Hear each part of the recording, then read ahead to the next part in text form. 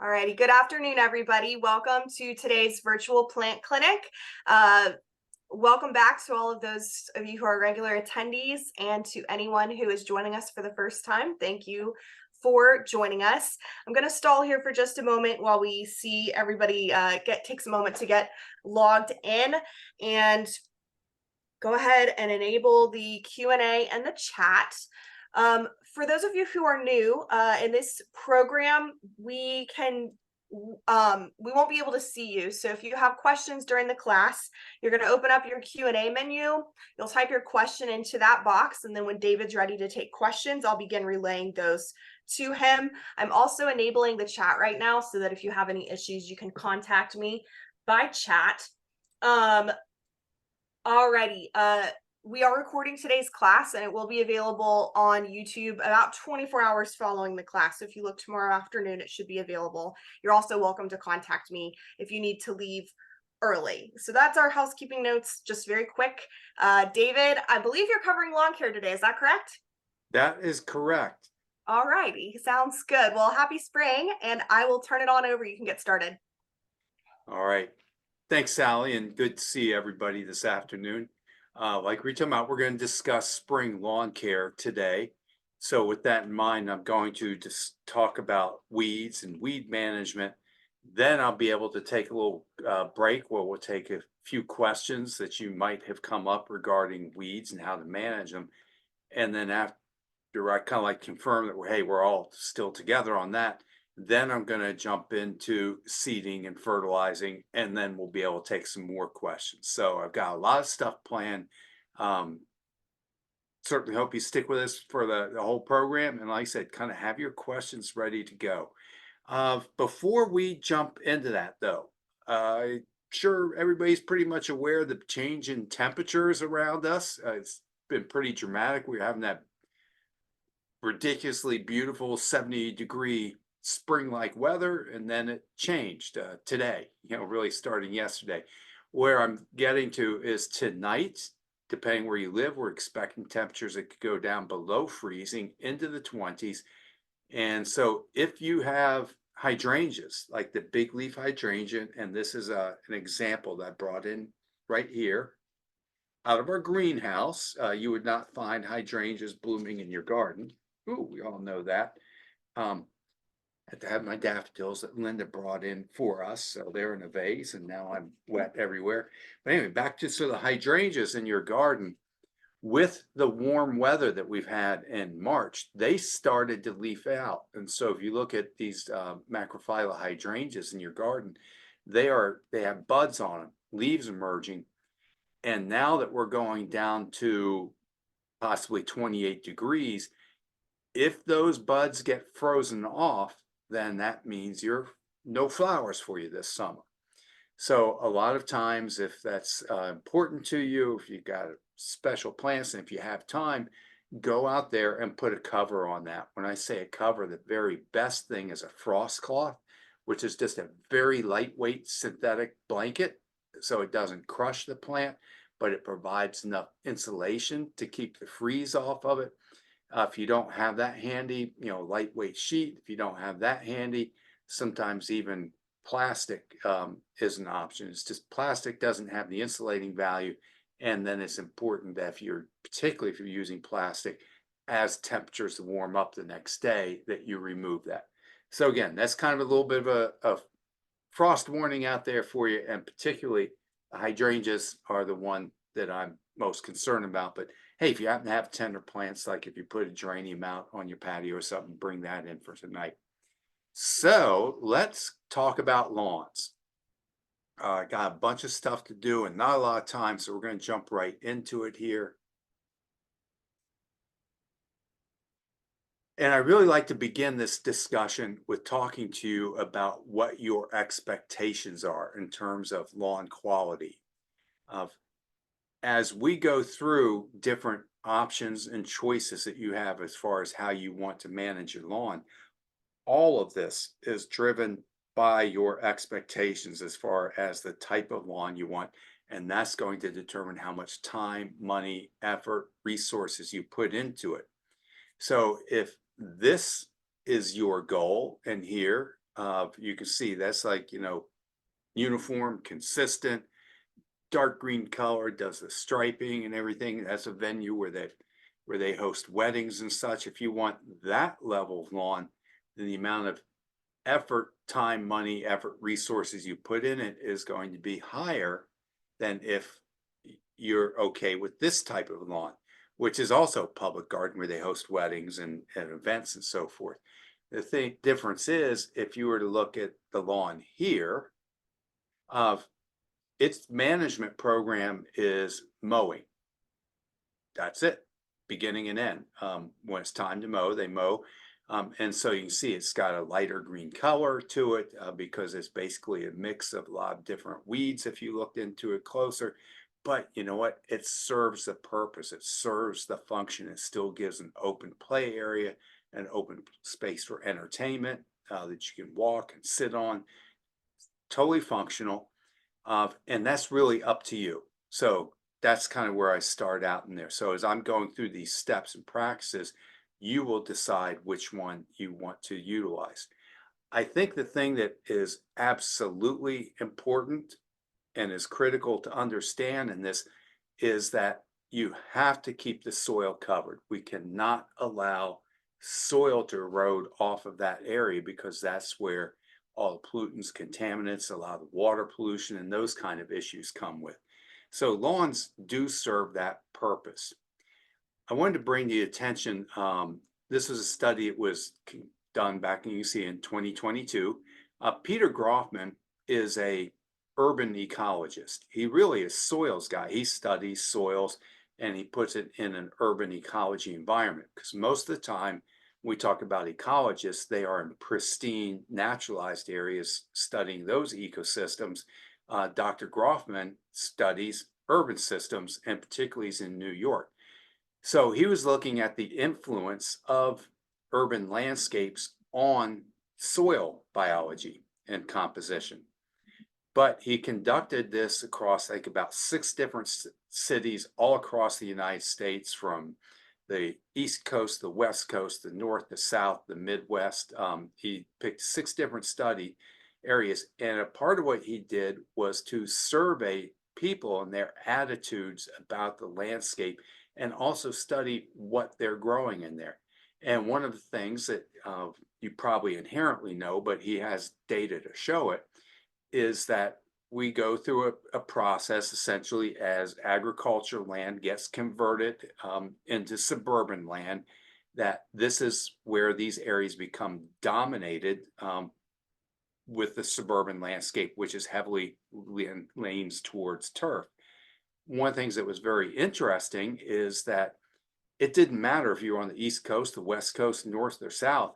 Everybody is basically planting a very similar composition of trees, shrubs, and turf, even though we live in different environments and different conditions that are there. So this is contributing to a loss of biodiversity that's in there, but it's just sort of, I'm going to say, driven by habit. It's driven by the development industry, the landscape industry, and that's kind of where we start or begin. When you start talking to people about sort of their feelings that they have about the landscape that goes into it, you've moved into a new community, a new neighborhood, you sort of want to fit in, you want to be a responsible member of that community, which means maintaining a landscape that's in good condition and similar to what's around there. So lawns get a lot of criticism. There's so many people that point to lawns as being the source of the problem, but I'm trying to say that's a little bit of an oversimplification. It's actually quite a bit of a simplification. The reality of it is, as we develop property and we turn into residential property, it's quite likely you inherit essentially the same landscape.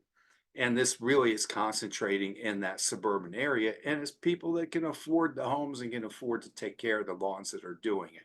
So this is widespread, kind of typical what we run into in suburban of Virginia, Maryland, throughout the DC area.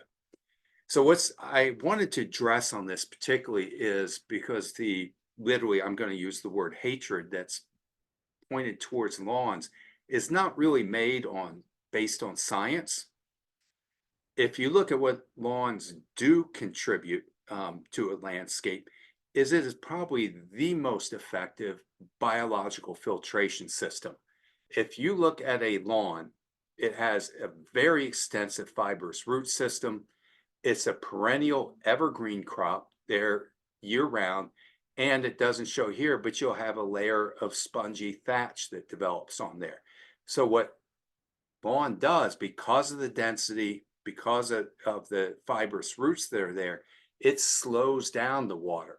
So as stormwater, rainwater hits it, it slows, it actually gets absorbed and soaks into the soil as opposed to running off. And because of the fibrous root system, it's a wonderful biological filtration system. So when I hear about stuff running off your lawn and into the Chesapeake Bay, I just can always say there's decades of science that proves this. Is not quite the full story on that, but it's a popular story. It's out there. In terms of air quality, like other plants, it does absorb carbon. It fixes it, holds it within the root system, upper layers of soil. It reduces dust that you can see there. It will lower temperatures. And Dr. Groffman's study, he basically came sort of like as far as greenhouse effects, gave it, a beneficial rating in large part because of what it does as far as reducing soil temperatures. And it does reduce noise and glare in an urban environment. I think we also have to look at and say what lawns do for us is the functionality of it. You can walk on it because of the physiology of the plant that it grows from the crown. You can walk on it, you can run on it, you can play on it. It's much more economical to establish because you can do so from seed as opposed to other ground covers. And while I agree, it's not like a biodiversity, mecca by any means, it's more of a monoculture, but there are some insects and invertebrates, as you see, that living in the soil and mammals that support them.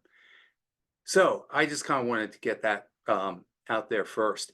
But at the end of the day, what I think we really, really have to do is make good decisions, sound judgment on how we're going to manage our lawn.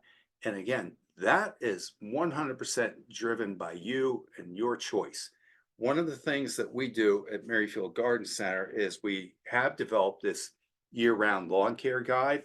We have them at all three of our stores. I don't have a digital format or I would send it to you. But if you can pick this up, we've tried to put this in two different formats. I've got a calendar. If you're seeding your lawn, that's calendar one. If you're not seeding your lawn, that's calendar two.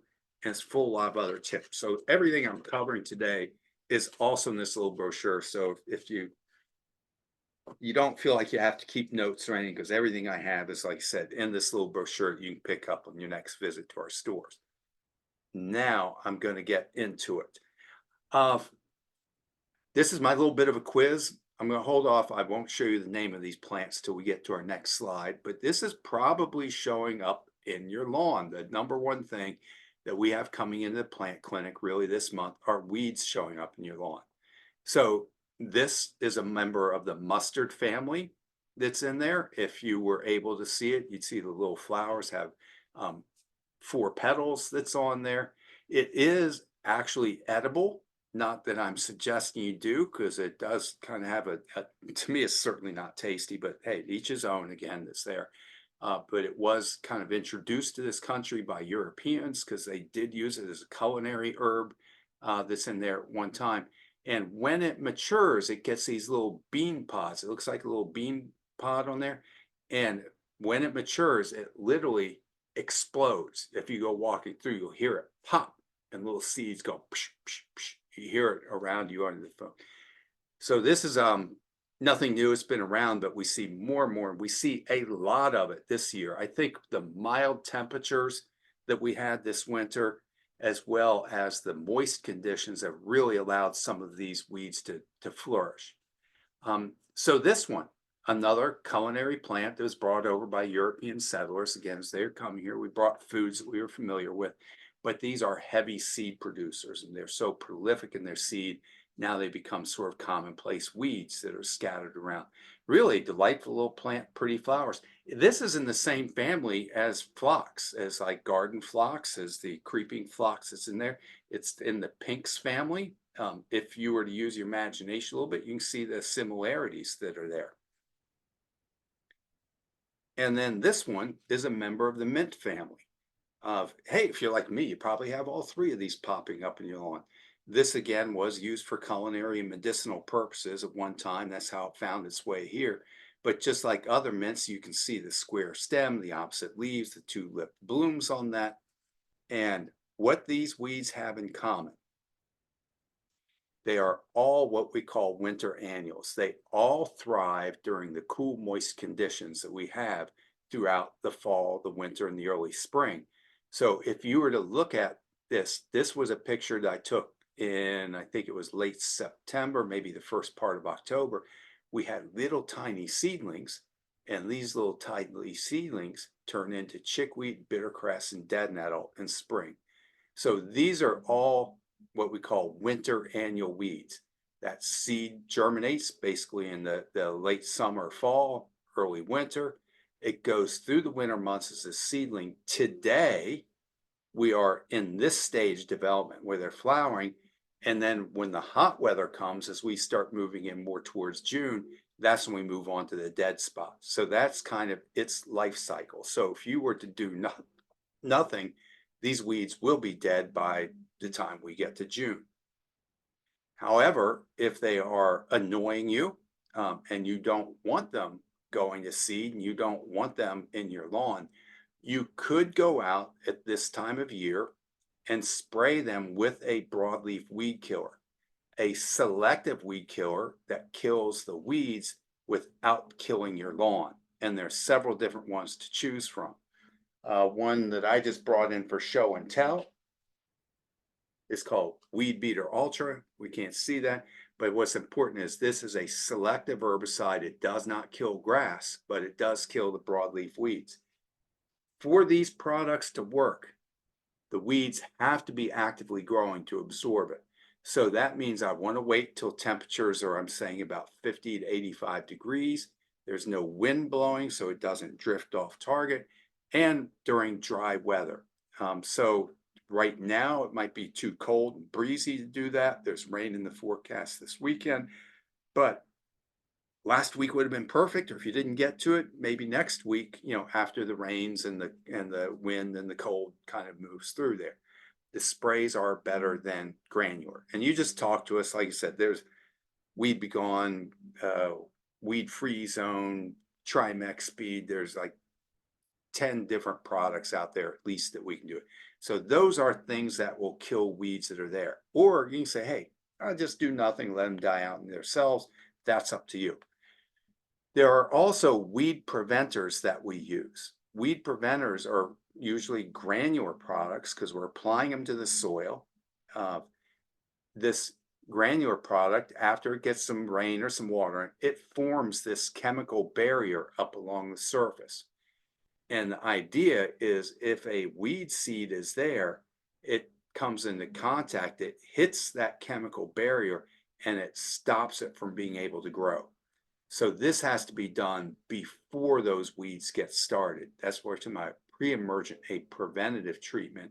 And like a lot of things, the preventive treatments are generally just easier, more effective, less risk associated with them. So these don't kill weeds. We use these to prevent weeds.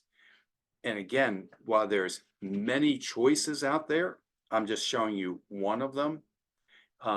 Is this preen crabgrass control is one that I'm frequently recommending people because you can see it's targeted towards grassy weeds like crabgrass and stilt grass and that type of thing, but it also works on about 40 other broadleaf weeds. So it's got pretty broad range of treatments or weeds that it treats on.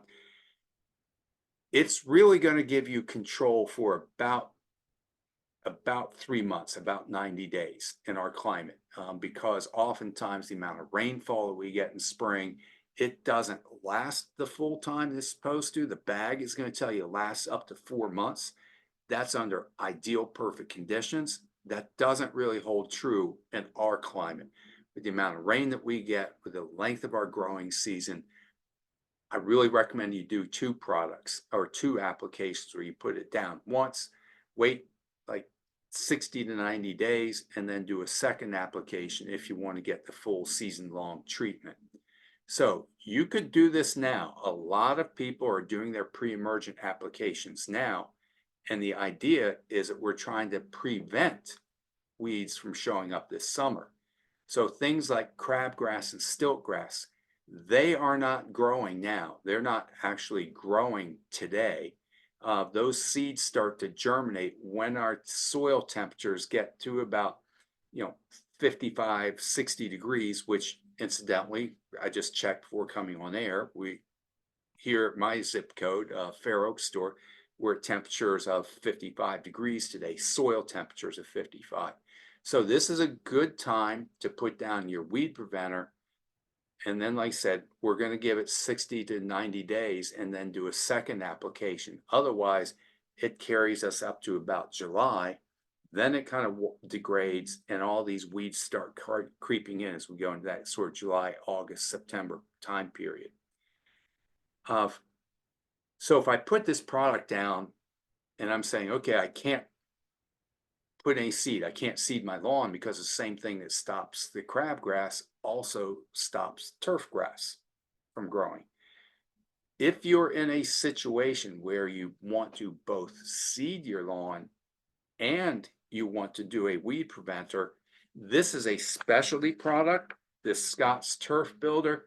You'll notice on here, built for seeding. It's also sold as step 1 for seeding. It has to have the words on there of that for seeding that's on there.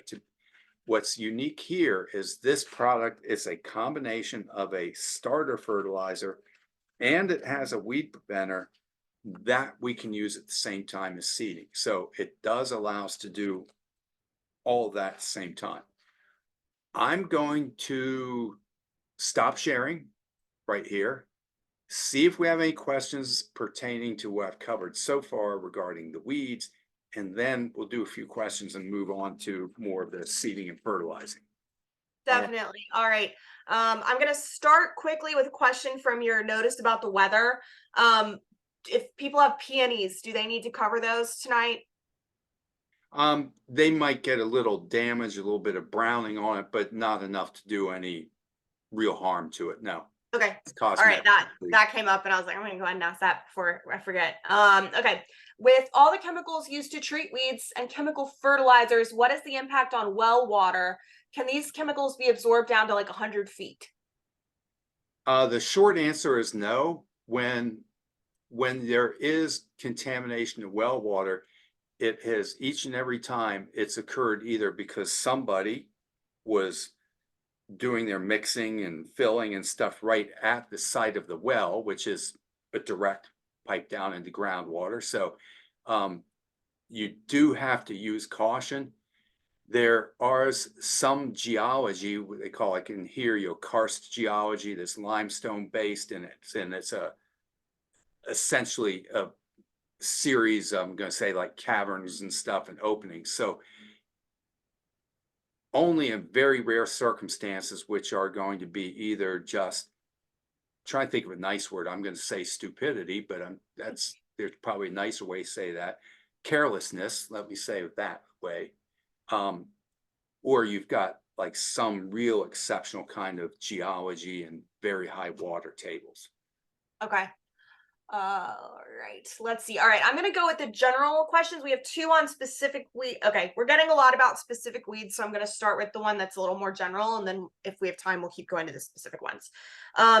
Is pulling weeds enough to stop them from going back if you're putting down pre-emergent after pulling the weeds out? Yes, I'm always in favor of pulling weeds. It's just sometimes if you have a large area or large population, it gets overwhelming. But yeah, you could pull the weeds, put a pre-emergent down, beautiful results. Okay, great. Next question. Can you tell me when Japanese silkgrass germinates and what is the best product to control it? It's probably for germinating right now. Oh, It okay. really is based on your soil temperatures. Stiltgrass germinates a little bit ahead of crabgrass.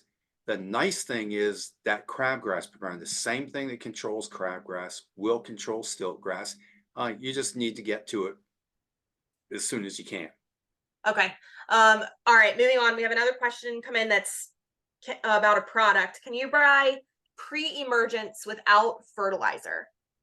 Yes, the one that I was showing you, that's why I was showing that preen for crabgrass control for lawns.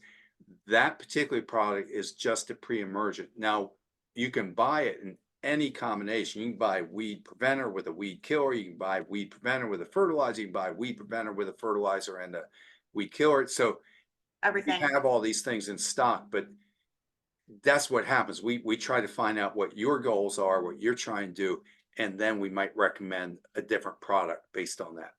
Gotcha. Okay. What do you recommend doing to kill off wiregrass? That's a really difficult thing to do. That takes us into a different category, which essentially the wiregrass or Bermuda grass. It's a perennial, it's super aggressive, and it generally leads to having to kill off that portion of your lawn, kill everything, and start over. Again, I kind of would rather talk about that another time because we just time constraints. But that's like a worst case scenario. That's a basically kill everything, scorched earth kind of thing, and start over. That's a bummer. All right. Next question. I don't know if this is a weed or not. I know I've heard this word before. Will you be speaking about milky spore? Um, no, but we can only because again, grubs are generally active in late summer. I'm going to say Okay. they start their egg laying in late July, and most of their activity comes through in late July, August, September time period. So it's nothing I would be too concerned about at this time of year. But milky spore, which about that is a bacteria, it's a natural treatment for the grubs of the Japanese beetle larvae. But again, we'll talk about it more later in the season, or you can stop in the store and give you more details. Okay. All right. Next, we have a question about compact soil, so we can come back to that one later. Does crabgrass germinate before stiltgrass? No, it's the other way around. Usually stiltgrass Stiltgrass. develops and then crabgrass is soon afterwards. Okay. And this is the last question about weeds. How to kill buttercups? Buttercups. So I'm kind of cheating because I'm showing you the easy to control weeds, and then I'm getting questions about the hard to control ones. So things like buttercups, that's a perennial weed. It's got a permanent root system. It's more entrenched, kind of a waxy tissue. You would use the same products that I was talking about, just a broadleaf weed killer, but you may have to be more vigilant, make more applications like these annual weeds. I squirt them once and they're usually gone. If you start getting into things like buttercups and violets and strawberries, there are some stronger products, but usually takes more than one application. All right, I'm going to go back to my slides because I'm sort of trying to keep myself a little bit on schedule today. I'm usually not good at that, but I'm trying to do better. So kind of the rest of the story, and we'll have time for more questions at the end. So we talked about weeds, but let's talk about grass. Let's talk about the lawns. What I've been talking about today are cool season grasses. So their happy place is about 50 to 75 degrees with 1 inch of water per week. So my gorgeous, perfect manicured lawn just so happens I took that picture right here. Because guess what? If you're right up there on the tip of Michigan, it's pretty easy to grow a lawn like this because we've got the ideal environment. You've got beautiful soils, you've got cool temperatures, bright sunshine. And in that environment, that's where these cool season grasses absolutely thrive.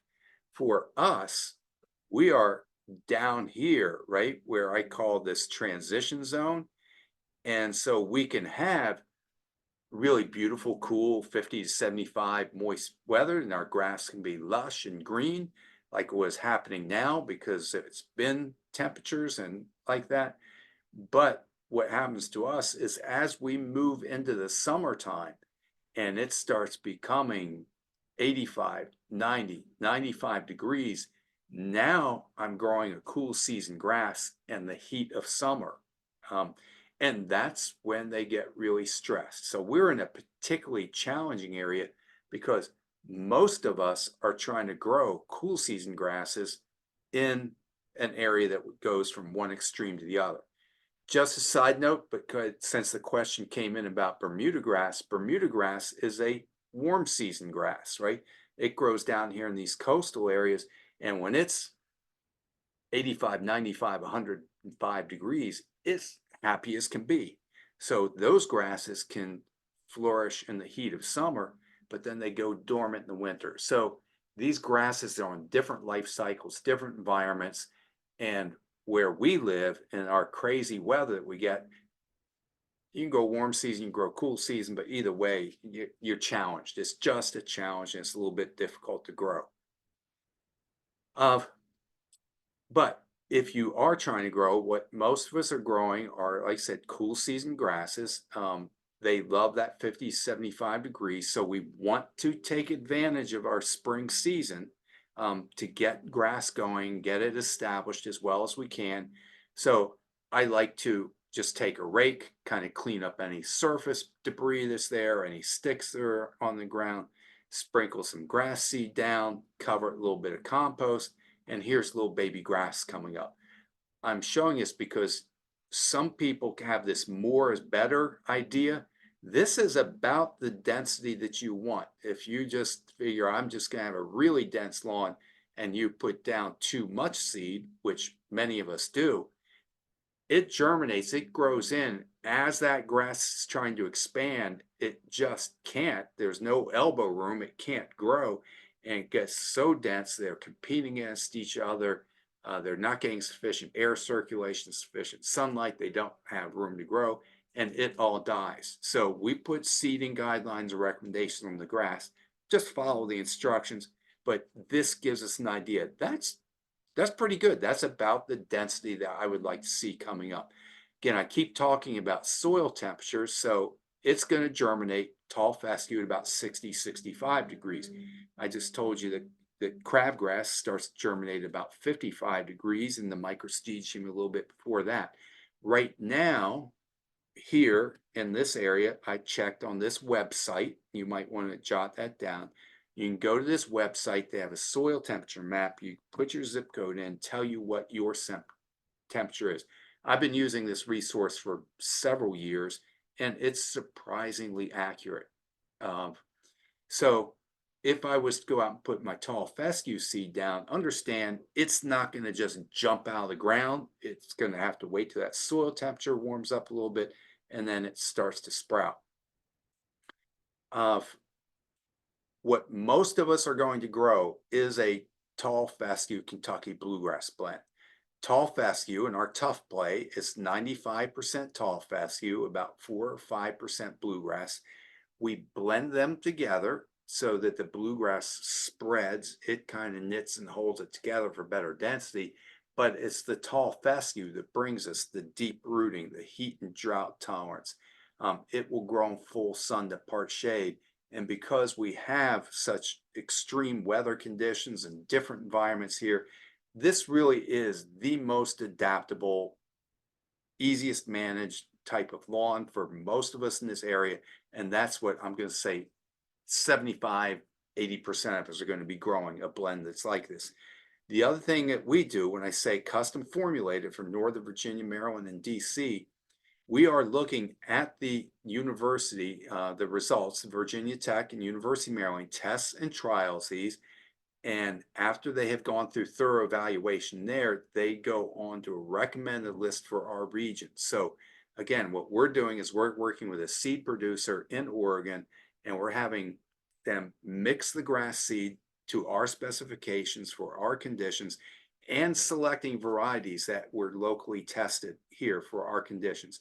So that's a really cool thing that I get to participate in, and it's something that we can do to show you the value. It really is a mix that developed for you, for us throughout the DC, Maryland metro area. This is really pushing the shade limits on tall fescue. grasses, turf grasses are sun-loving plants. In this type of environment, we are pushing the boundaries on the tall fescue. And if I'm to maintain this kind of density, I really do have to overseed it on an annual basis. Your other choice, if I get from this condition or heavier shade, is we have a different blend, our shady grass seed. Uh, and I'm putting here, you see, this is about 60% hard fescue, which is a different species. It's a slower growing, shorter, finer bladed grass, but it has better shade tolerance than the tall fescue does. And again, we've mixed a little bit of Kentucky bluegrass to make it more wear tolerant. And because these grasses are slower growing, we mix a little bit of perennial ryegrass, which can grow and establish quicker. So again, we're selecting varieties, putting them together for their unique qualities for your conditions. So this grass, like I'm saying, about 2 to 4 hours of sunlight in there. It really doesn't have as good a heat tolerance. It grows, like you said, under trees where it's competing for water, for nutrients. But if you were to put this grass seed out in the full hot sun, it's going to brown up for you. So again, it's a specialty specific. If I'm, 2 4 hours of sun, I can do this one. Otherwise, I'm going to be going with the tough play that's in there. One thing that's nice is it is, because it's slower, less vigorous, it's considered lower maintenance. It's not fussy about the fertility. This grass growing in shade environment only requires about half the mowing, half the fertilizing that say tall fescue would out in the full sun. If you can't give me at least a couple hours of sunlight, then you need to be thinking about something else. A woodland garden, perennial garden, you're not going to sustain a lawn in full shade. The other thing that we do is we custom blend fertilizers. Really, we have 2 different lawn fertilizers. The Merrifield Premium that you see right here, 26012. This is all, again, we do have this formulated to our specifications. The zero phosphorus, which is basically a state law for Virginia, Maryland, DC, all to try to protect and preserve the water quality. It's in there. It's 50% slow release, so it's long lasting. It's not going to wash away. And this is the lawn that I would use on an existing turf. If I'm just doing my kind of regular lawn maintenance and want to green it up, and I'll show you here, that's optional. This would be a very good choice. The Merrifield Select, if I'm seeding, this is the fertilizer we're going to recommend. You'll see this one does have phosphorus, that middle number, that 18%, because this phosphate, what it does, it aids in the establishment and the rooting of the new grass seeds. So again, if I'm seeding, we'll talk about the Select. If I'm not seeding, we'll talk about the Premium. And I literally just think I have one more picture to show, and then we'll try to tie these pieces together. So here we are. We really push a fall fertilizer program and fall seeding. The best time to get your lawn established is in September, because we're going into shorter days, cooler temperatures. And if I'm seeding a lawn, starting a new lawn, that's the time of year I want to do my seeding. So I've got September, October, November, December, January, February, March, April. I've got almost over 6 months to get my grass growing. That's when the roots are growing. So when we're on track, when things are working correctly, we're going to push you towards doing your establishment, your heavy fertilizing, all that in the fall of the year. But if you got some thin spots, some bare spots, and that kind of stuff, or whatever happened, over the winter, and you need to get going on your seeding, then we want to do that as soon as possible, give it the best chance of coming through and getting established before the heat of summer comes. In terms of fertilizing, we can fertilize in spring. That's what I'm saying. I go all the way from where I'm going to call this optional. It's not required to do fertilize at all, or you can do just what I call a half rate application. And we can really do that anytime between now and June 15 is our window of opportunity to do that. all of this is driven by what you want to do and your expectations. So if I call low being kind of just the utility turf, um, maybe I'm only going to fertilize once in October. What we're often trying to do is get you kind of a middle of the road thing of fertilizing once in spring and twice in fall. If you want really the best lawn you possibly can have, the darkest green, and you're into this, then we can do a September, October, November, and a spring application would be the highest range. So all this is really dictated by your goals, your expectations are, and that's kind of my last little thing is I want to say, we never have sold a four-step program or sold a lawn program. I feel like what our goal is really is we want to talk to you, hear from you when you come in.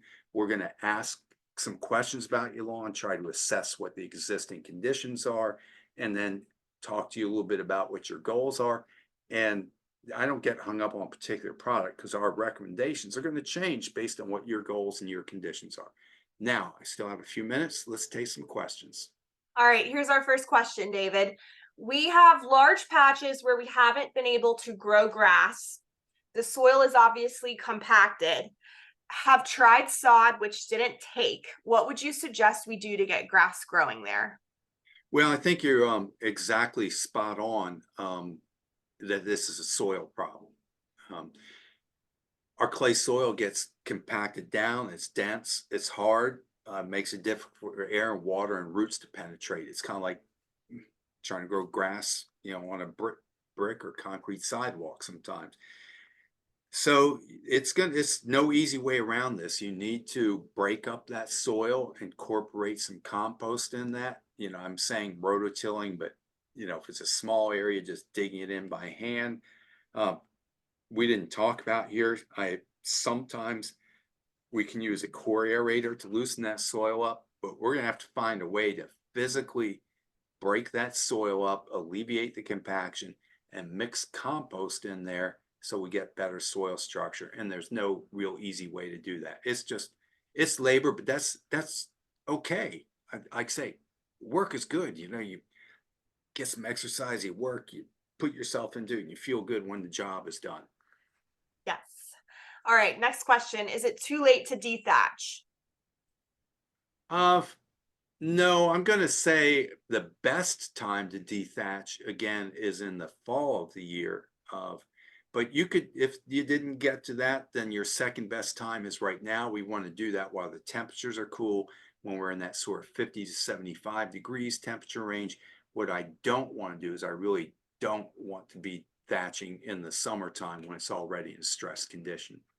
Gotcha. Okay. We've had two questions come in about the best way to manage moss in the lawn. So moss is, again, it's a soil problem. Like we were Make talking. that three questions. Okay. Sorry. But really what happens is moss, you've seen it can grow on a brick, just like we were saying. Moss does not have a root system. All it really needs is a moist environment.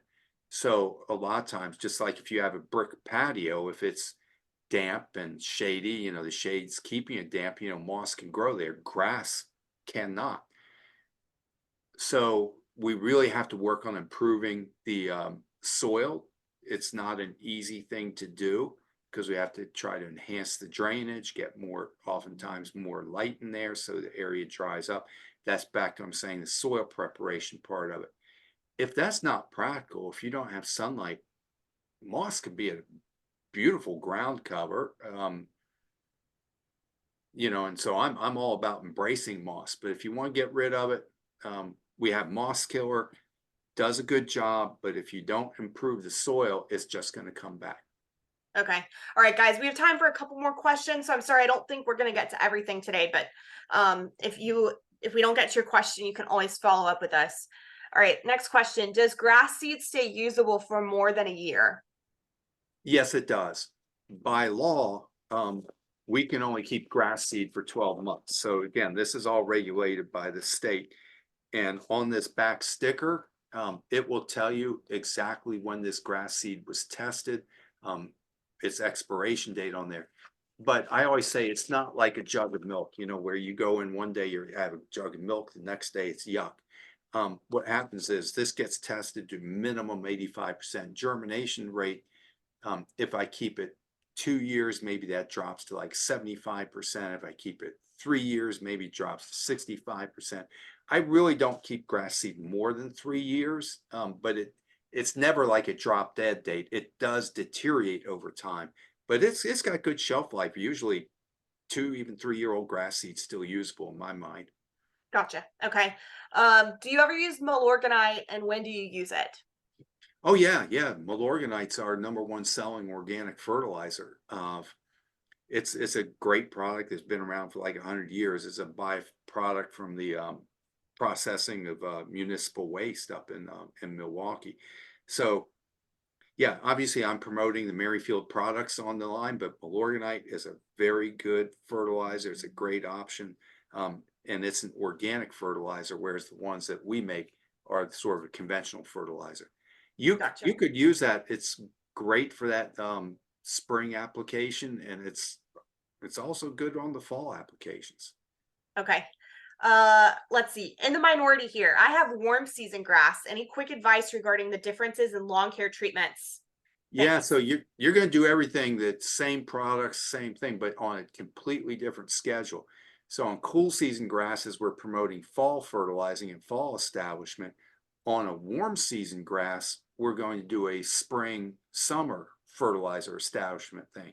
So warm season grasses, I think I'd probably consider putting fertilizer down maybe more as we get into May. They're still in a dormant state.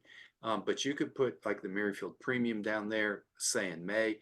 If you have zoysia, it's usually so tight and dense that we have very few weed problems. So I don't know if you even need to do the weed treatment on.